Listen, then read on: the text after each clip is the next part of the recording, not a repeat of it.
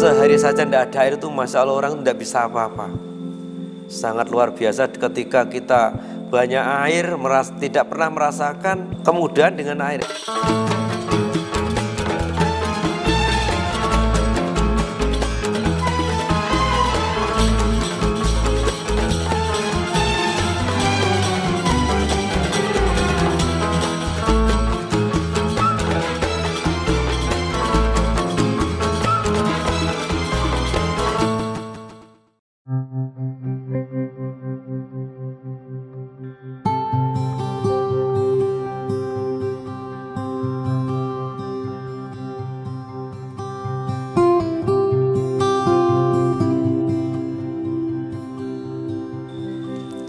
Assalamualaikum warahmatullahi wabarakatuh. Saya nama Sobari. Saya sebagai pengurus cabang Manyaran 2 yang terletak di daerah pegunungan, yakni di Trogo. Awal mula di tahun 2004, waktu itu saya itu masih ngaji di mana-mana, yang artinya masih mencari kebenaran. Suatu saat saya waktu itu mau punya kerja, menyunatkan anak kami yang pertama.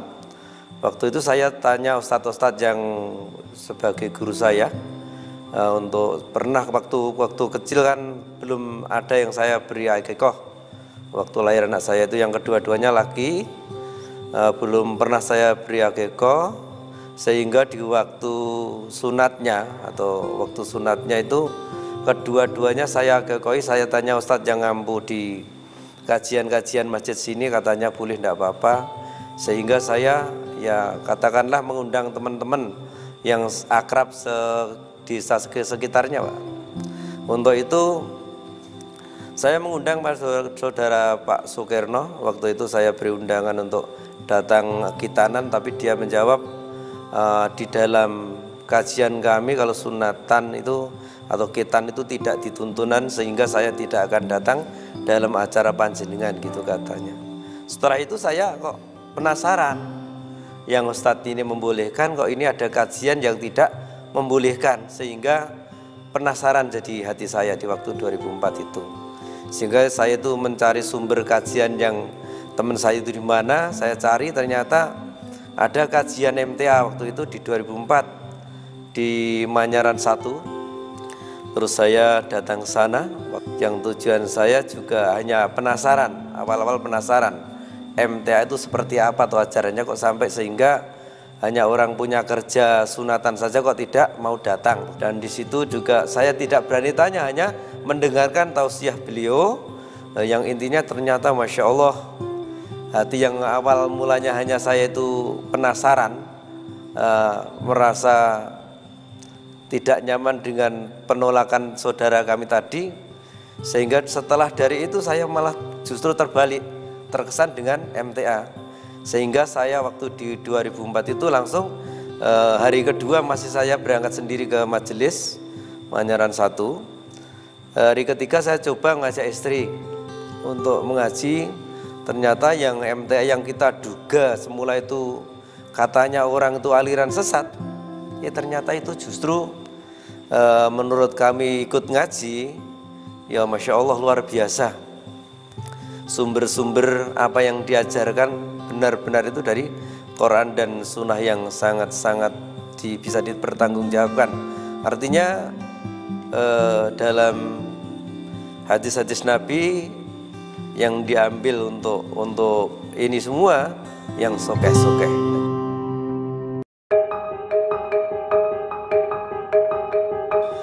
Di celah-celah kita ngaji di Majelis Tafsir Al-Quran Manyaran 1, kita berpunya inisiatif karena saya di desa kami Trogo ini, saya juga sebagai takmir masjid.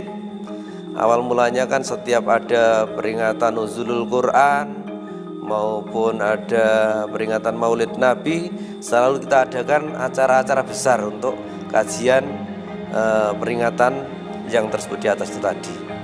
Sehingga suatu saat di tahun 2005 kita mencoba menawarkan pada jamaah kami, seandainya nanti di peringatan Maulid Nabi itu kita bawakan ustadz yang dari teman saya, gimana?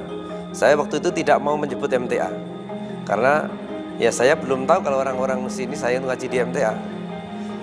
Ya enggak apa-apa Pak, coba dibawa sini. Nah, setelah saya bawa, masyarakat tuh kumpul semua di masjid waktu itu, sehingga komentarnya semua yang datang itu sangat-sangat luar biasa, bagus katanya. Apabila diadakan mau membina kajian di masjid sini, Masya Allah itu luar biasa Pak. Sehingga diadakan pengajian di malam Ahad. Setiap seminggu sekali, semalam Ahad itu pesertanya yang ngaji tadi semua warga masyarakat.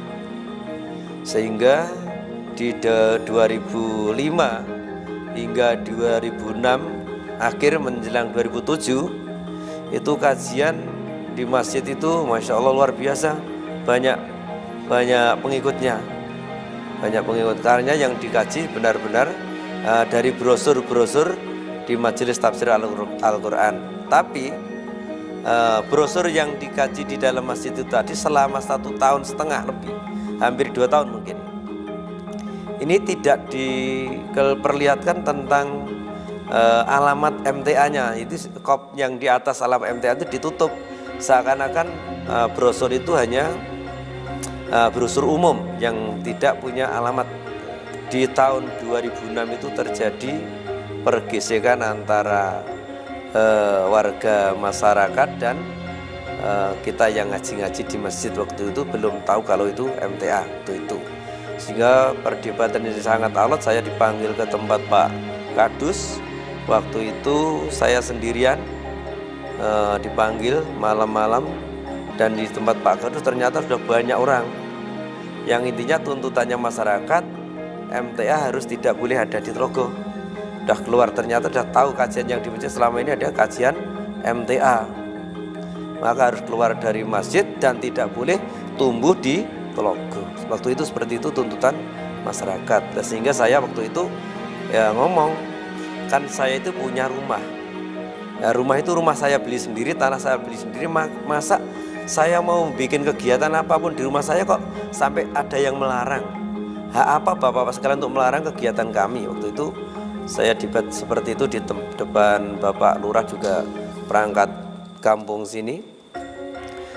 Pokoknya dalilnya ya pokoknya tidak boleh, itu saja. Sekarang gini aja Pak Sabari, kalau kamu masih tetap mau adakan kajian di rumahmu, monggo lah silahkan. Tapi jangan lewat jalannya orang kampung sini. Ini saya tidak ambil pikir lagi, sehingga waktu itu belum bisa menerima. Sehingga demo-demo ya tiap hari ke tempat kami, yang intinya pokoknya masyarakat tidak bisa menerima itu selalu ada. Termasuk kajian waktu itu kita adakan kelompok malam pun banyak yang mengitari di rumah kami, yang intinya tidak diperbolehkan.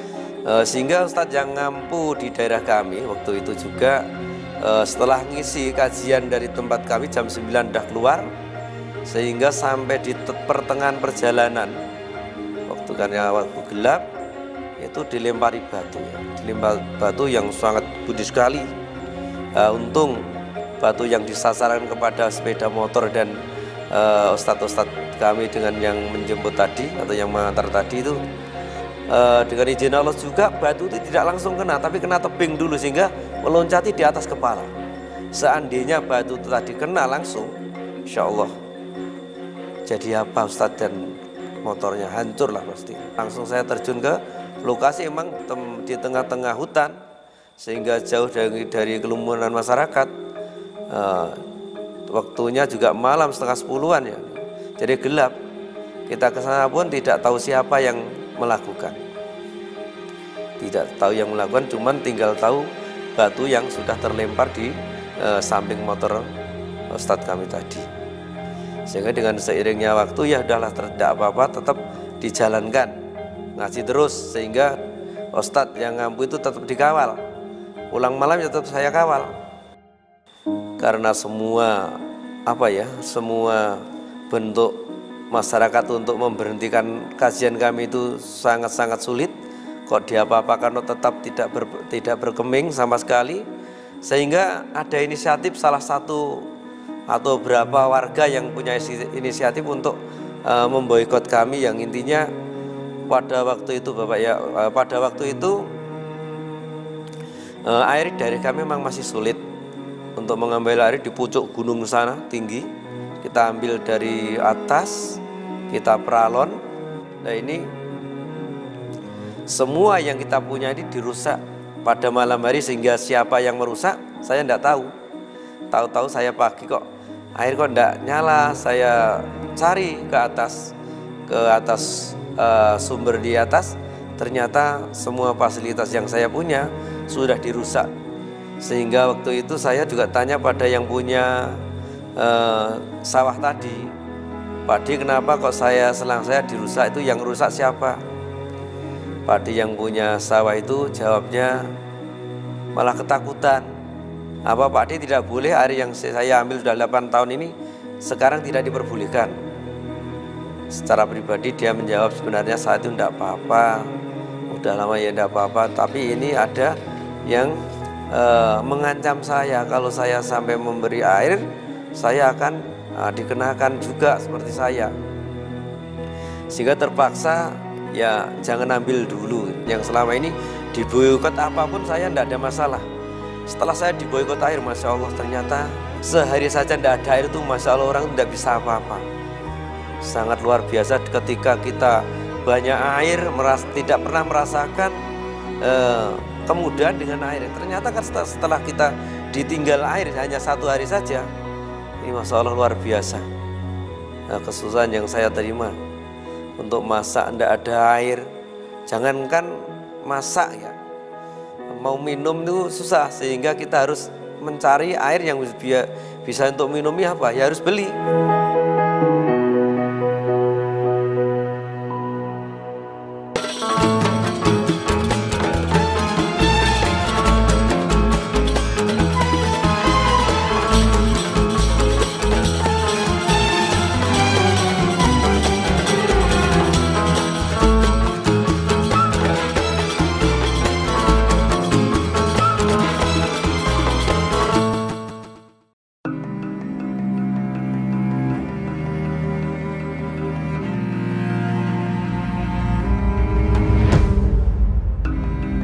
Dengan berjalannya waktu langsung saya dikirim air dari pusat beberapa tangki. Setiap habis langsung dikirim, setiap habis langsung dikirim. Nah ini tidak begitu juga, langsung beliau Al-Ustadz memberi instruksi pada orang-orang yang ahli dalam perairan, sehingga dibikinkan sumur ya, dibikinkan sumur di tahun 2019 waktu itu, waktu September, pas lagi musim kemarau panjang. Waktu dicarikan titik air mana yang ada, kebetulan saya ada sebidang tanah yang tidak luas ya. Waktu itu banyak orang-orang sini, masyarakat sini mengatakan ya tidak mungkin kalau situ itu ada air, karena dari atasnya setengah meter langsung kena batu yang sangat keras sampai bawah kedalaman 75 meter itu semua batuan. Sehingga karena panjangnya pengerjaan pengeboran itu tadi, maka banyak yang komentar kalau tidak mungkin di situ nanti ada airnya. Yang keluar itu nanti bukan air yang sebenarnya, tapi yang keluar air mata ya, ada yang mengatakan seperti itu. Sehingga di pas peresmian Klaten Kota, insya Allah itu di alun-alun Klaten, waktu itu saya ikut sana juga.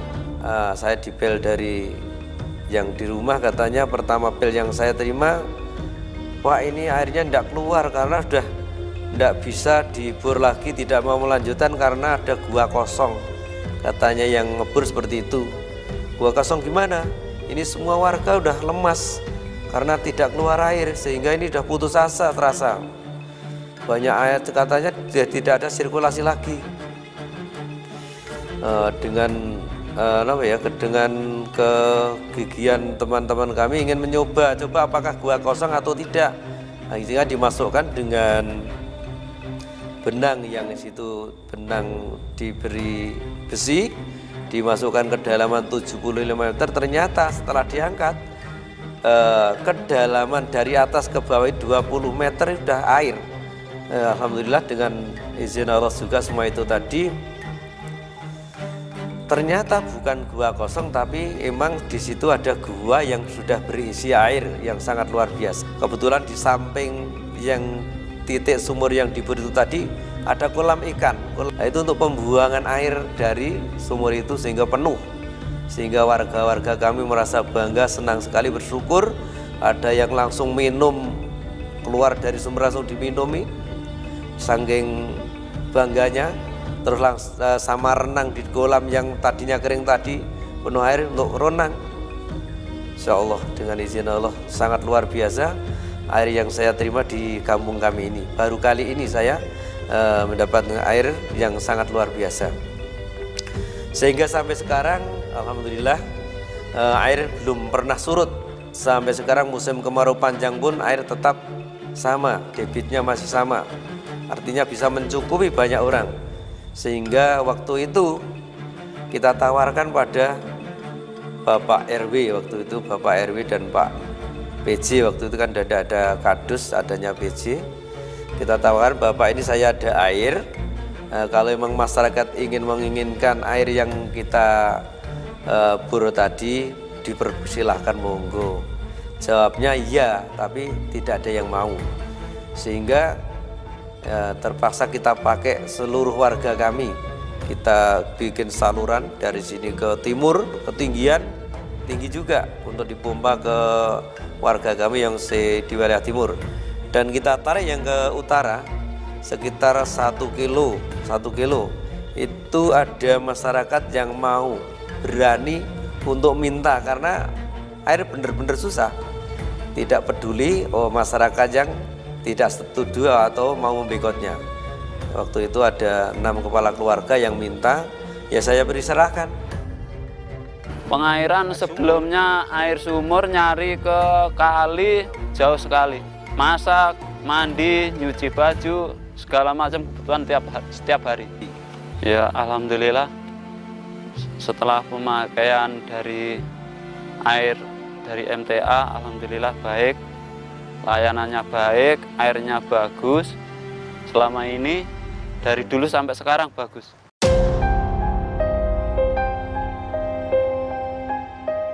Di celah-celah di boikot masyarakat ini karena tempat pengajiannya di tempat kami, apa selamanya akan ngaji di tempat rumah Pak Sobari? Kan tidak mungkin.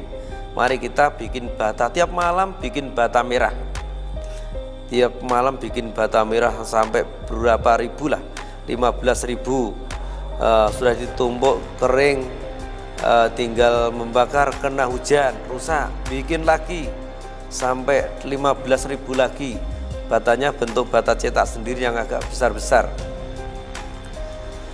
Dengan diboikotnya itu kekompakan warga kami yang dengan semangat tinggi untuk bikin bangunan, sehingga terwujudlah di 2009 sampai 2011 dengan bertahap bisa berdiri gedung yang seperti inilah. MTA Manyaran 2 diresmikan di tahun 2010 di Waduk Gajah Mungkur waktu itu. Susunan pengurusnya saya sendiri, yakni ketua, terus sekretarisnya Bapak Mursalim, bendaharanya Bapak Sukirno. Waktu itu sudah punya gedung, cuman belum diatap ya, baru tembok separuh. Sehingga setelah diresmikan terus tambah giat untuk merapikan. Setelah rapi ya di 2014 baru ditempati.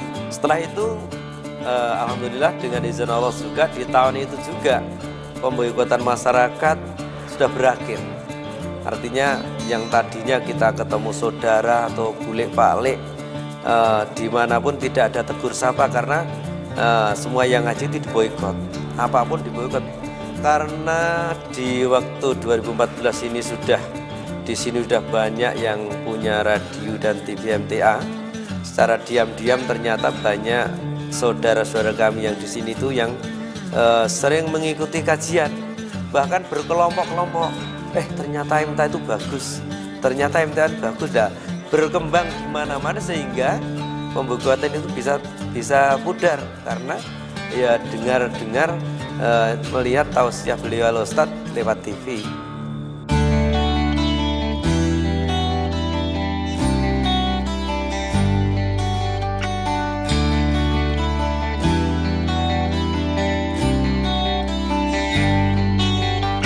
Ya, kegiatan selama sini ada Majelis Tafsir Al-Quran, tentunya kegiatan-kegiatan yang saya laksanakan, semua kegiatan di Majelis Tafsir Al-Quran di perwakilan Wonogiri, alhamdulillah kita bisa andil semuanya. Sampai hari ini warga kami yang paling jauh dari majelis sini ya sekitar 12 kilo.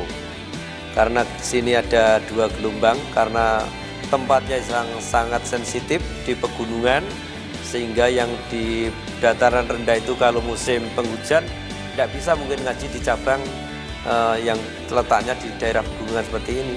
Sehingga dengan kesepakatan pengurus bikinlah tempat untuk gelombang untuk mengatur kajian supaya semua bisa terlaksana dengan baik, sehingga kita adakan